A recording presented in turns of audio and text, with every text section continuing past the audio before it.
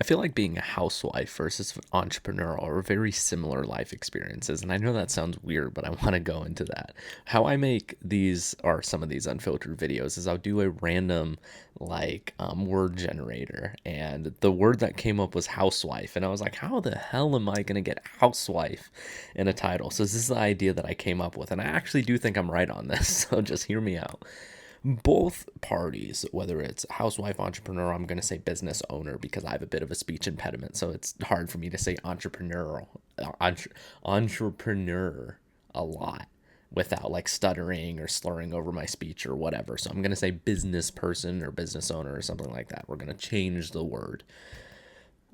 Both parties are kind of like self employed, and both of them can do their job suckily, well, very well, whatever.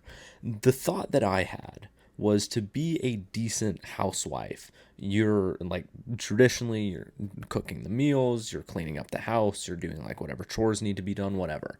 But there's a certain difference between a decent housewife and an amazing housewife. The amazing housewife is always going to do the little bit extra. They're always going to put the sweet note in like the husband's lunchbox, or they're always going to get like behind the microwave when cleaning the kitchen counters, and they're going to get behind and then underneath a little bit, and they're going to get the little like dust thing and stick it underneath and wave it around a little bit and then do that, and then they're going to get like the inside the microwave, and then they're going to lift up the plate inside of the microwave like the little spinny handle, and then they're going to wipe that, when all they really need to do is like wipe the top of the glass and like kind of like wipe the sides and underneath, because nobody sees under the microwave. It's the same thing with the entrepreneurial. They're doing their outreach that they need to do, they're running their ads, they're paying their team, but they're not really like trying to expand anything. They're not doing any extra work. They know if they did more, they would get more results and their business would get better. They know if they hired somebody to take up this kind of annoying task, it would allow them to do this other more important task that would actually grow the business more. But they kind of like doing this other important task. Let's say it's vacuuming, for the example. You kind of like vacuuming, it's relaxing, whatever, but you really know the dishes need to be done.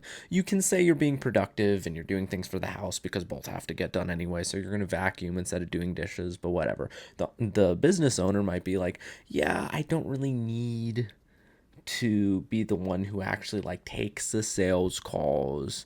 I should probably be writing ads because I'm way better at that. All my closers are better than me, or I can hire somebody to do that. That's a really good closer. Like, I don't really need to take sales calls. I don't really need to be the one restocking the shelves at my store, but I kind of like it. It's relaxing, kind of takes my mind off everything. I should probably be in the back, like running the numbers and checking our sales graphs and all of these things and coming up with the plan to how we're going to make more sales next month. But I kind of like stocking the shelves, so I'm going to stock the shelves. The decent business owner and the decent housewife will do the thing that like they kind of want to do that isn't really required. The exceptional one will go further beyond writing the note to the husband, hiring the person that needs to be hired, even though they kind of like doing that task and it feels kind of risky or whatever, taking like the big, bold move. Does that kind of make sense? I feel like I'm right in this. I feel like these things are very comparable. And I feel like because of the position that they're both similarly like quote unquote self-employed, to where as a housewife you can kind of do like the bare minimum and be fine because you're married, like you have a husband, whatever, he takes care of you, and like you're taking care of the kids mostly and you're cleaning and everything's like good enough, no conflict. The business owner who's running their business, good enough, they're not really growing, but the business isn't going to shit. Like you survive like drought periods and whatever, but you don't really go further beyond.